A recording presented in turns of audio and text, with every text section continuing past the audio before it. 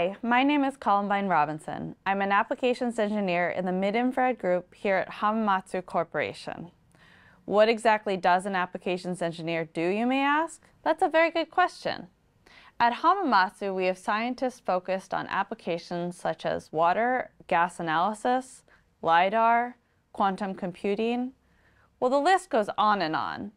Our mid-infrared group focuses on applications such as gas analysis and temperature measurements. But gas analysis can mean a lot of different things, from different industries to different gases to different methods. And of course, there's overlap between these categories. As an applications engineer, we work closely with our customers to learn about their pain points, which helps to guide and steer our product development team at our parent company, Hamamatsu Photonics, located in Hamamatsu, Japan. We also work closely with our customers to provide them with technical support. In this video, I will be demonstrating the use of our InAsSb light-emitting diodes and InAsSb detector, which are the two main components needed for a simple NDIR gas analysis measurement. I will then be demonstrating how a lock-in amplifier can greatly improve your signal-to-noise ratio. Now, you may be wondering what exactly NDIR gas analysis is and how we do it using light. Different gases absorb light at specific frequencies, which allows us to know if they are present. The amount of light that they absorb is proportional to their concentration. Depending on the amount of light we have and the complexity of our system, we can detect very minute amounts of these gases. The choice of light source really comes down to the concentration amounts that one needs to discern, or rather, the resolution of the system. Cheaper, less sensitive systems may use a broadband light source, such as a lamp, while highly sensitive systems may use an inner band cascade laser or a quantum cascade laser, depending on the frequency of choice. An alternative to a lamp, which is a very efficient source, is an LED. What we mean by efficient is that the amount of power going into the LED is close to the amount of power or light that comes out. As you may have experienced in your own household, when you replaced all of your incandescent bulbs with LED bulbs, you saved a lot of money on your electricity bills. You may have also noticed that LED bulbs didn't need replacing as often. While replacing a light bulb in your house is quite easy, having to send someone out to service or calibrate a system can add up to a huge cost with air travel, hotels, well, you get the idea. Our LEDs only emit light at specific frequencies that we are looking for the gas, so we are not generating excess light that a broadband light source would. Hamamatsu offers LEDs at three specific wavelengths: 3.3, 3.9, and 4.3 microns. 3.3 can be used for detecting methane, and 4.3 can be used for detecting CO2. The 3.9 micron can be used as a reference detector to monitor for contaminants in the system. 3.9 microns is chosen due to the fact that it is not absorbed by other gases, including water. Now, let's talk about what our options are for detecting the light. When it comes to mid-infrared light, we have a lot of different options for detection. Some of the more affordable, slower, and lower concentration detection systems may use a detector such as a pyrometer or an MOX detector. Highly sensitive systems require cooled detectors such as mercury cadmium telluride, also known as MCTs, or indium arsenide antimonide, also known as InAsSb.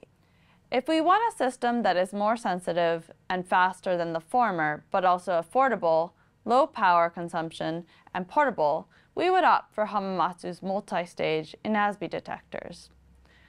The multi-stage structure increases the total shunt resistance and therefore reduces the Johnson noise, which can dramatically increase your signal-to-noise ratio and allows for room temperature measurements. Additionally, our InAsSb detectors are back illuminated, which makes them less susceptible to changing ambient temperatures. Hamamatsu also offers these detectors at 3 bandpass filters at 3.3, 3.9, and 4.3 microns. Today I will be showing you a setup using our mid-infrared LED driver to pulse a 3.3 LED and then detect it with our InAsSb detector using our new evaluation kit, which has a special high-gain, low-noise amplifier. I will then show you how to use a lock-in amplifier to lock in on the pulse to detect a signal that would be otherwise undetectable. Our LEDs come in a variety of different form factors: surface mount, CAN package, and reflector package. Our reflector package significantly improves the light output. To get the most light output out of an LED, it is best to pulse it, which is great because we can then also lock in on the pulse frequency with a lock-in amplifier, which we will get to later. Our LED driver pulses at 1 kHz with 10 microsecond pulses and a duty cycle of 1%. Our driver runs the LED at 400 mA. Our LED driver requires ± 15 volts. Today I will be using our L15893-033ML, which is our 3.3 micron LED in reflector package. Here we have our new evaluation kit, the M16953. This kit is easy to use and has a high gain of 10 to the 7th. The kit comes with a power cable and can be easily connected to a BNC cable to output the signal. The kit requires ± 2.5 volts to be operated and can be operated using batteries if desired. Our InAsSb detector also comes in a variety of packages. We have our surface mount and CAN package. We have here a Stanford Research Systems SR810 DSP lock-in amplifier. We will need to input the reference pulse signal from the LED driver to the lock-in amplifier with our yellow, white, and black cable. I will be taking a look at the signal detected from the detector, which is blue, as well as the signal produced by the lock-in amplifier, which can be seen in red. There are several important parameters that can be set on the lock-in amplifier, such as the time constant and any additional amplifications, but this will depend on the specific lock-in amplifier that you are using.